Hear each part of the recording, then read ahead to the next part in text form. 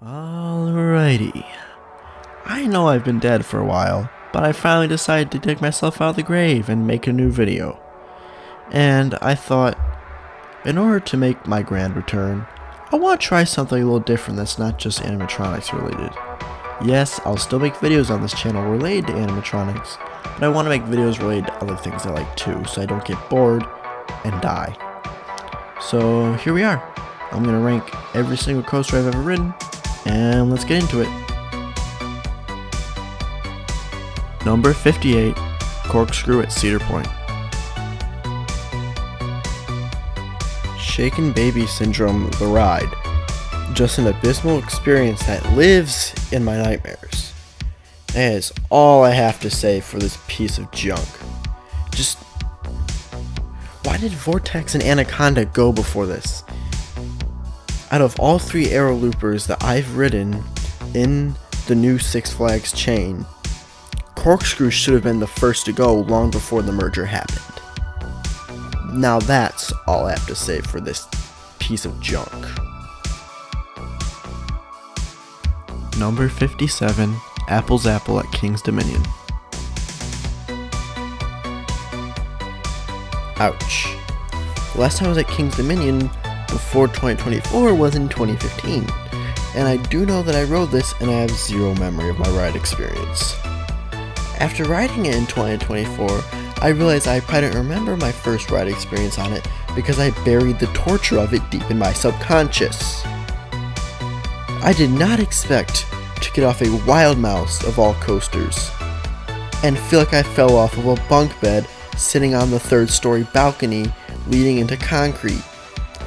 This ride should have closed before Anaconda, and I will not back off that statement. Number 56, Anaconda at King's Dominion. Much like every coaster I rode at King's Dominion in 2015, I have no memory of my ride experience.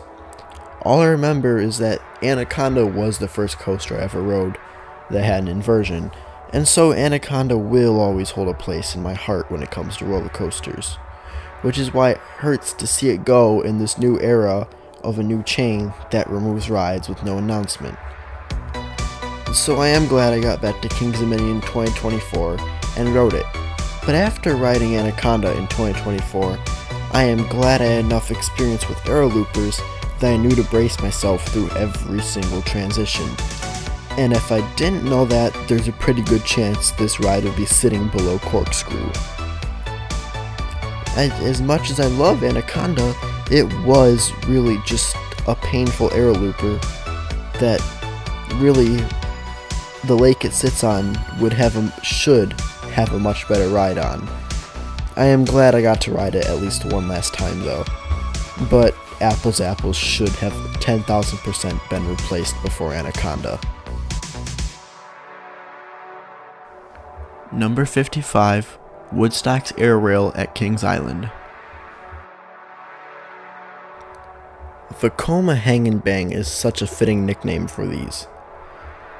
The only reason I'd ever ride another one of these, of this ride model, is just to get the coaster credit, and I will not re-ride it unless it gets new trains or new track or both. It's just, I've got nothing else to say for this. This is the worst coaster at Kings Island. Number 54, Backlot Stunt Coaster at Kings Island.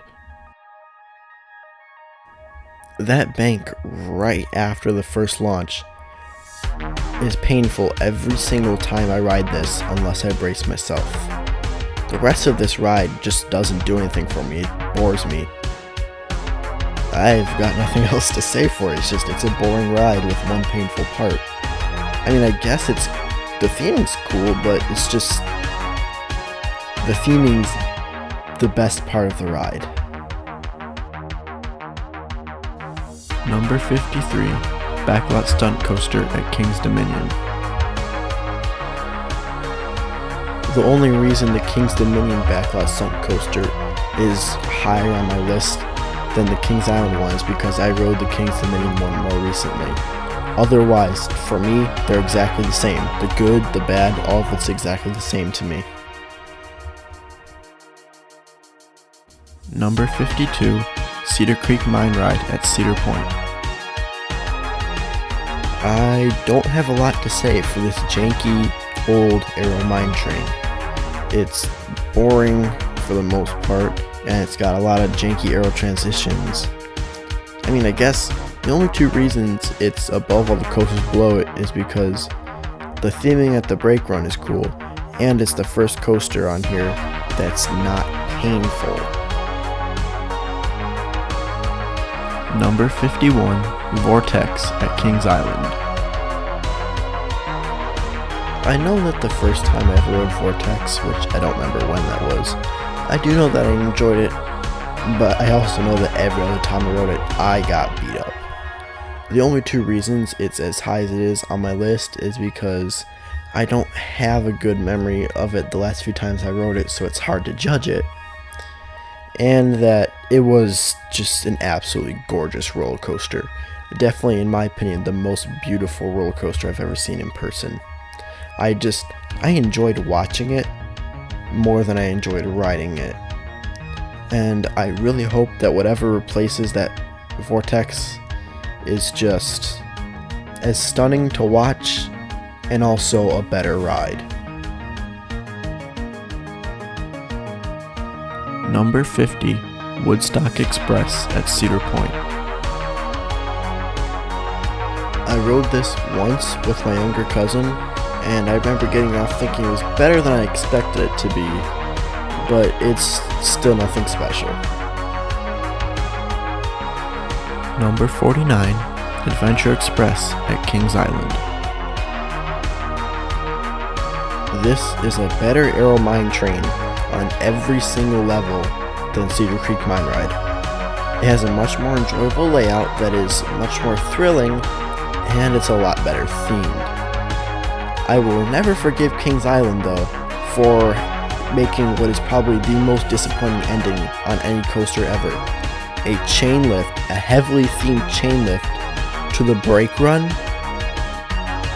What? But besides that, the last time I rode this was before it got the whole area around it got the nice upgrade. And so when I was there at Winterfest in 2024, it did look very nice. And I hope to get back to Kings Island this summer so I can ride it again. Number 48, Big Thunder Mountain Railroad at Disney's Magic Kingdom. I have no memory of riding this whatsoever except for the fact that I know I rode it and I know I wasn't like stunned or blown away by it at all. Hence why the only reason it has to be ranked on here just based on what rides I know I rode and remember liking more than how good this looks, and what rides I know I liked less than how good this ride looks. I have to base it solely on what the ride looks like and not what I remember it like because I just have no memory of it. Number 47, Rock and Roller Coaster at Disney's Hollywood Studios. Similar to Big Thunder Mountain Railroad and every other coaster I rode on my 2018 Orlando trip, I have very little memory of my ride experience whatsoever. The theming is cool. I know that did stick out to me when I was younger. The theming is cool, and I do enjoy an indoor coaster a lot. I really do love indoor coasters. I don't know, this might be weird to people, but I think every roller coaster would be better if it was indoors, if you can't see what's going to happen next. I don't know why I just did that random tangent. That's not my script, but I just kind of felt like saying that. Anyways, the two reasons this ride sits as low on my list as it does is because, like I stated earlier, I don't have a great memory of my ride experience, and because there are quite a few indoor coasters I know I enjoyed more. Number 46, Dominator at King's Dominion. When I went to King's Dominion for the first time in 2015, I was not able to ride anything with a height limit over 48 inches, and that really bummed me out because I could see before even getting into the park. Just from getting in the parking lot, I could see Dominators staring me down, and I wanted to ride it so bad because I thought it looked so cool. Now, after getting back to King's Dominion in 2024 and being able to ride Dominator, I did not miss out on a single thing in 2015. This is a nothing burger of a ride to me. There were 0 forces and 0 airtime that I got throughout the entire ride, and that's the reason I only rode it once when I was there. This is the biggest disappointment of any roller coaster I've ever ridden because it just fell so far below my expectations, farther than I thought possible. Number 45, Iron Dragon at Cedar Point. Iron Dragon is not a very intense coaster at all, but it does interact with its environment in a very enjoyable way, and that's what makes it just a very fun coaster to watch and to ride, but more so to watch.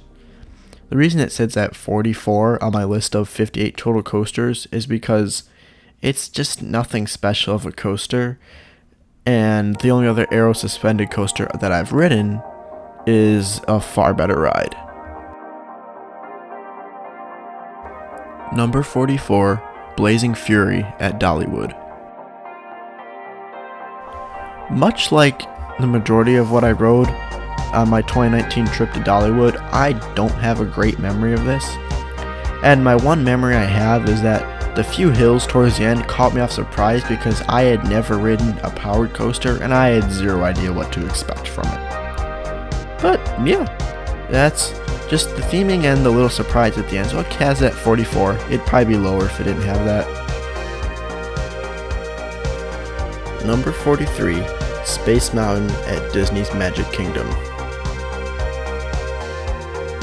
The only thing I remember from my ride on Space Mountain in 2018, which was the only time I've ever rode it, was how intense it was. Hollywood Studios was the first Orlando park I went to, and so I obviously rode Rock and Roller Coaster before this, and was very surprised to, at least from my memory, enjoy Space Mountain quite a bit more.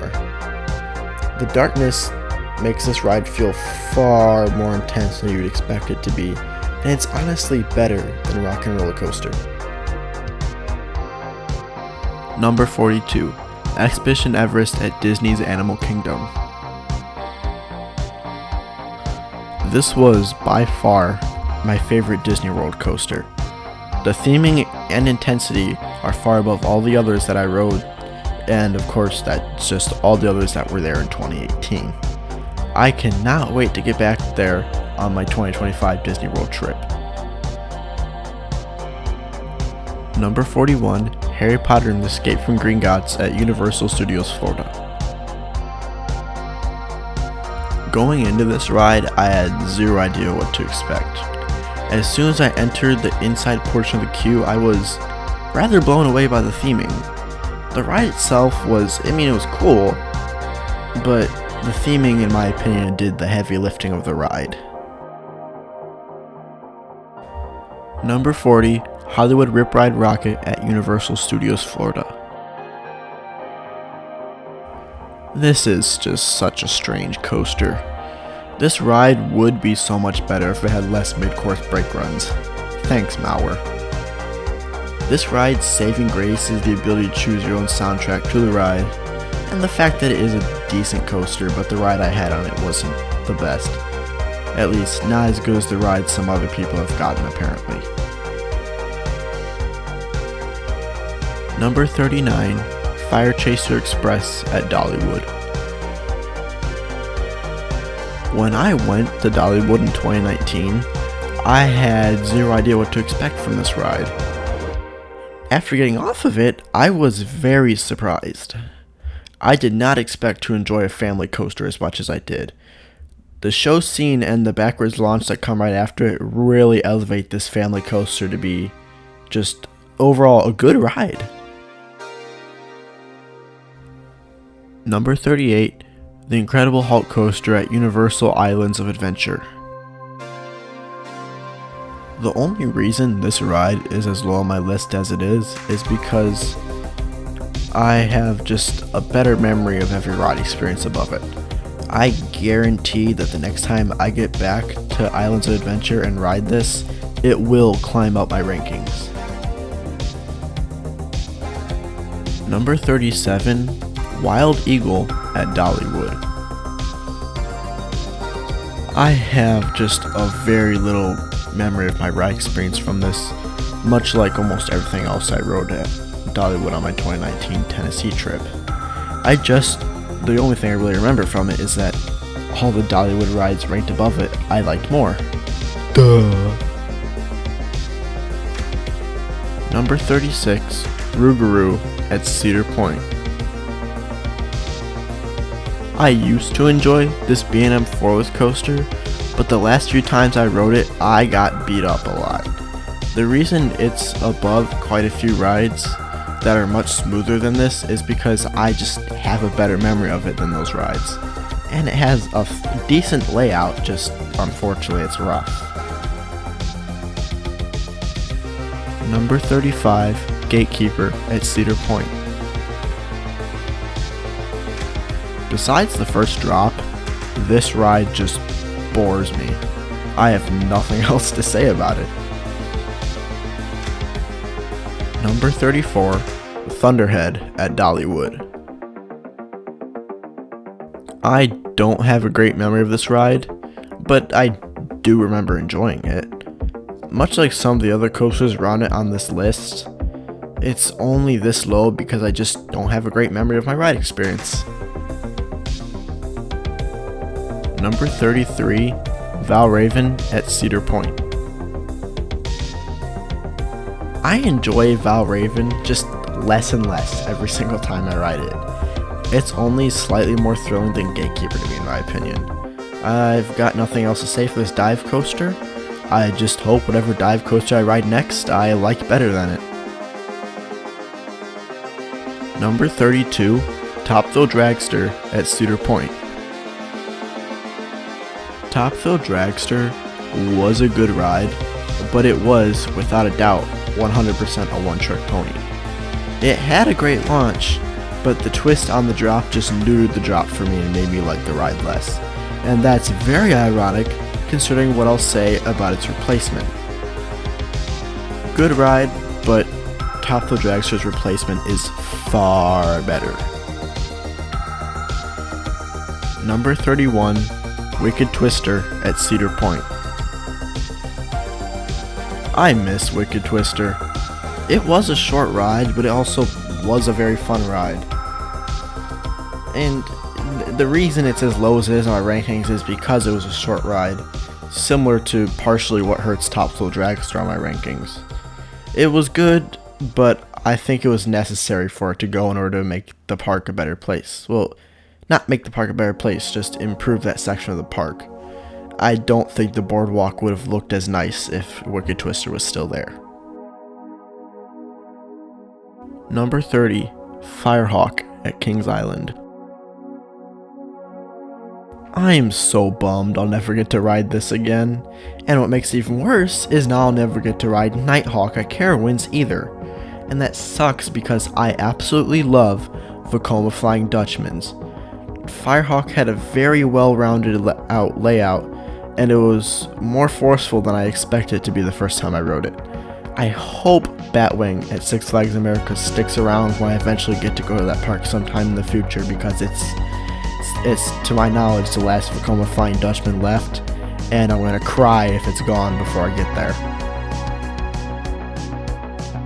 Number 29, Invertigo at Kings Island.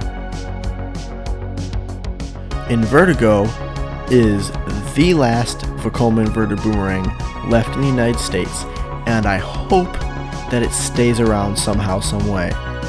This is such an underrated ride model, and although it's not a long ride, it just never fails to make me smile. When this eventually, and most likely soon, gets removed from Kings Island, I hope it's relocated and not scrapped. Michigan's Adventure could really use this. Number 28, The Bat at Kings Island. This is the Aero suspended coaster I mentioned while I was talking about Iron Dragon. This is so much more intense than Iron Dragon, and honestly I think it's a lot more beautiful. And this ride's only flaw to me is that it's just disappointingly short, and it'd probably be way higher on my list if it was longer. The only other real issue I have with it is it's kind of hidden in the park, especially with a B&M invert sitting right in front of it that kind of takes away this ride's shine a little, and that's sad because this is a good ride. Number 27, Gemini at Cedar Point. Another coaster that in my opinion just doesn't get enough credit. It has great airtime. I always love high-fiving the other riders on the other side. The other train. I hope Gemini sticks around for the foreseeable future at Cedar Point because it really does actually fit up in the lineup pretty good. It's a good family thrill coaster that Cedar Point does need. Number 26, Mystery Mine at Dollywood. A very fun and well-themed coaster. Unfortunately, my best memory of this ride is being a little sore because I got absolutely slammed into my seat on that final drop right before the brake run. Number 25, Reptilian at King's Dominion. I was very excited to re-ride Reptilian when I came back to King's Dominion in 2024, and it did not disappoint me at all. I really do wish there were more bobsled coasters in the world, because bobsled coasters are insanely fun. Number 24, Orion at Kings Island. I remember seeing this ride get a lot of hate after it first opened, and that very much hurt my expectations for it. But after getting off of it for the first time, I wasn't blown away at all, but I did enjoy it far more than I expected. It would probably be lower on my list if it wasn't for the fact that I had really low expectations going into it. Number 23, Flight of Fear at King's Dominion. I love Flight of Fear. I absolutely love the theming, and it's a great ride experience. My favorite part of the ride is the very intense banking right against the bottom of the show building towards the end of the ride. I love that so much. Number 22, Flight of Fear at Kings Island. I do enjoy the Kings Island version of Flight of Fear slightly more than the Kings Dominion one. And the main reasons are that it's got a slightly better themed queue in my opinion, and because it just runs better operations. And I don't know if I actually feel this way, but I remember having in 2024 a very distinct memory coming off of the Kings Dominion Flight of Fear and thinking that I liked the Kings Island one better. Again, I don't know if I actually feel that way, but I just have a very distinct memory of that, so that influenced part of this as well. Number 21, Racer 75 at King's Dominion. I did not have a great memory of I still don't have a great memory of my 2015 ride experience on this actually. And so when I got on it in 2024, I was greatly blown away. Much more airtime than I was expecting from this. I don't have much else to say for it except for that it's a great coaster, and I hope they keep it maintained well so it stays a great coaster. Number 20, Blue Streak at Cedar Point. What a wolf in sheep's clothing. That first airtime hill after the first drop might be my favorite point of airtime on any coaster ever. The rattle that Blue Streak has just amplifies every moment of the ride and makes it feel insanely out of control. This is an amazing coaster that proves its worth every time and proves exactly why it's still around. Number 19, Toombili at King's Dominion.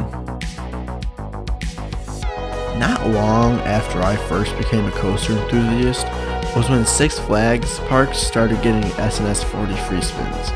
And after seeing them go in almost every Six Flags park, I was just really desperately wanting to ride one. And after getting to ride one, I was blown away. I knew it was going to be different from any other coaster I've ever ridden, but not that intense. I really hope the next coaster at either Kings Island or Cedar Point is an SNS 40 coaster with a custom layout. If the small clones are that good, one with a full custom layout would be in my top 5 without a question. I can't wait to get to Magic Mountain eventually and ride X2. Number 18, Wild Mouse at Cedar Point. Just like Blue Streak, this is a wolf in sheep's clothing. I did not expect this ride to be nearly as intense as it is. This is a must ride for me every time I go to Cedar Point now. Number 17, Grizzly at King's Dominion. This is the very first roller coaster I ever rode. Back in 2015, when I rode this, it completely blew my mind and immediately made me a coaster enthusiast. And after going back to King's Dominion in 2024, after being to Cedar Point and Kings Island many times, I was not expecting to enjoy this as much as I did in 2015.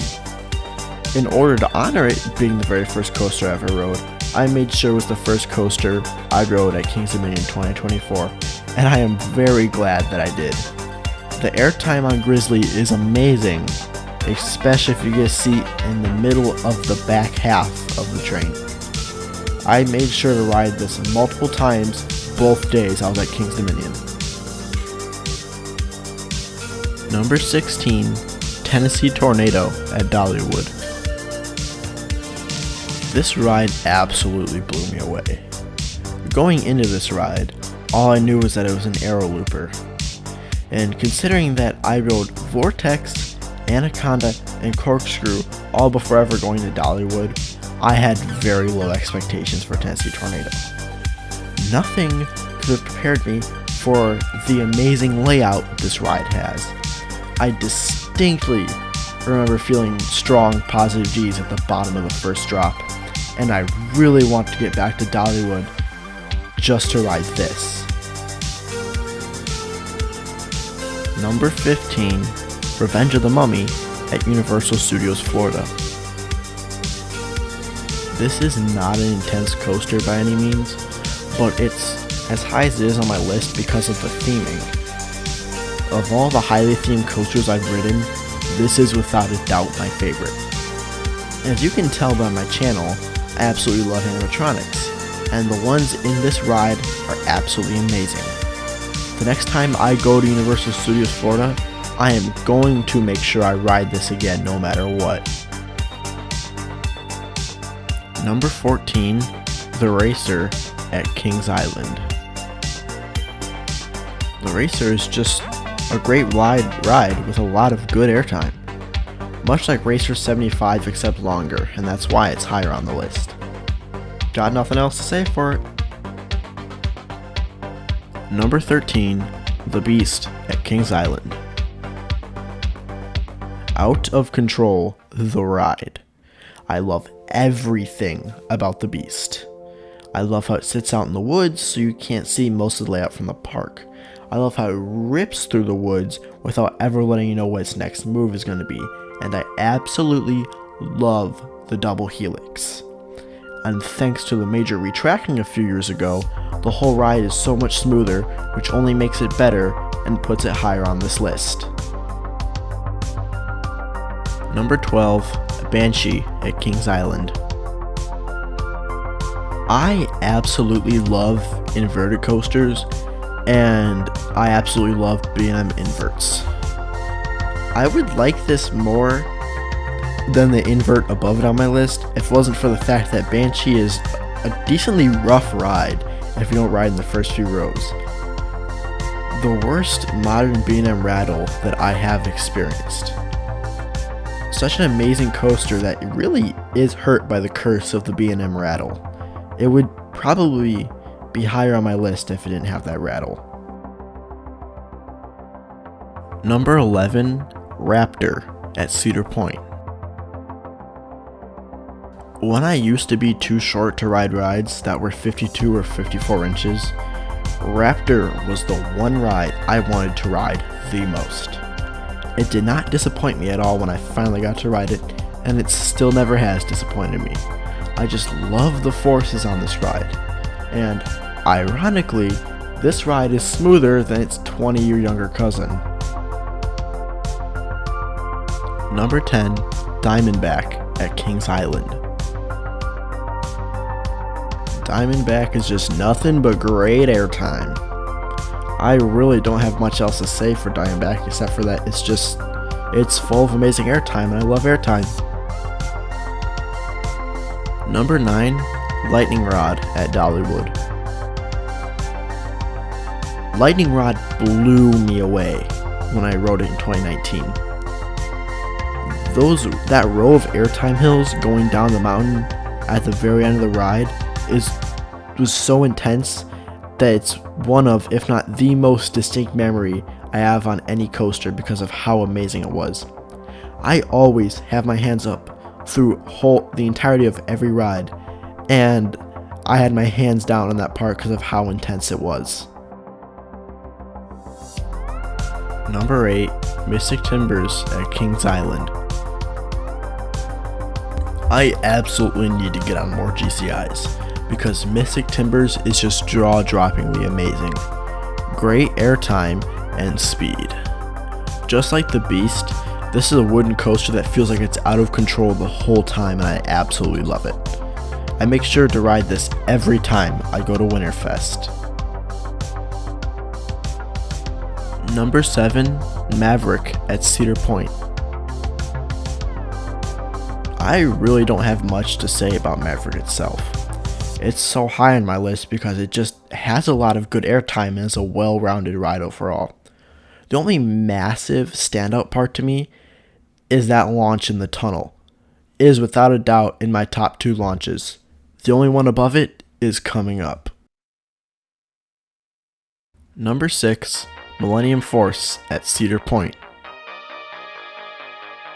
This is the very first coaster I ever rode at Cedar Point.